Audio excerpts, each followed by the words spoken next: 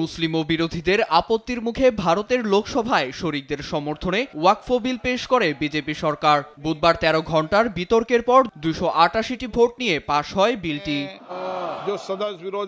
ভারতের রেল ও সেনাবাহিনীর পর প্রায় ১০ লাখ একর সম্পত্তি ওয়াকফের আওতায়। এই সম্পত্তি সঠিকভাবে পরিচালিত হলে শুধু মুসলিমদের জীবনই নয়, দেশও বদলে যাবে বলে দাবি ভারতের কেন্দ্রীয় সংখ্যালঘু বিষয়ক মন্ত্রী কিরেন রিজিজুর। স্বরাষ্ট্রমন্ত্রী অমিত শাহর সংক্ষিপ্ত বক্তৃতার পর বিলটি পেশ করতেই শুরু হয় বাকবিতণ্ডা। সে সময় তৃণমূল থেকে শুরু করে সমাজবাদী পার্টির অভিযোগের কড়া জবাব দেন অমিত শাহ।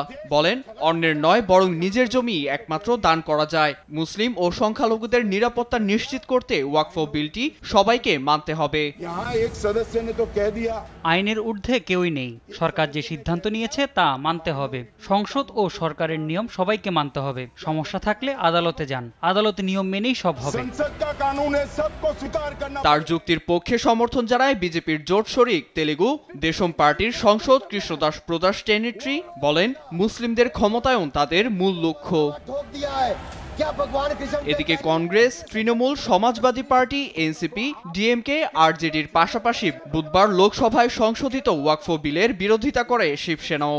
উত্তরপ্রদেশের প্রাক্তন মুখ্যমন্ত্রী সমাজবাদী পার্টির প্রধান অখিলেশ যাদবের মতে মেরুকরণের উদ্দেশ্যে সংশোধিত ওয়াকফ বিলটি পেশ করে মোদী সরকার।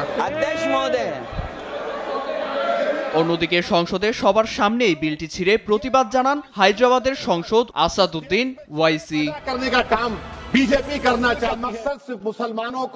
মোদী সরকারের ওয়াকফ বিলের উদ্দেশ্য মুসলিমদের জমির অধিকার কেড়ে নিয়ে তাদের দ্বিতীয় শ্রেণীর নাগরিকে পরিণত করা। এই বিল কোনো মতেই গ্রহণযোগ্য নয়। তাই মহাত্মা গান্ধীর মতো আমিও বিলটি ছিঁড়ে ফেলে এর তীব্র প্রতিবাদ জানাচ্ছি।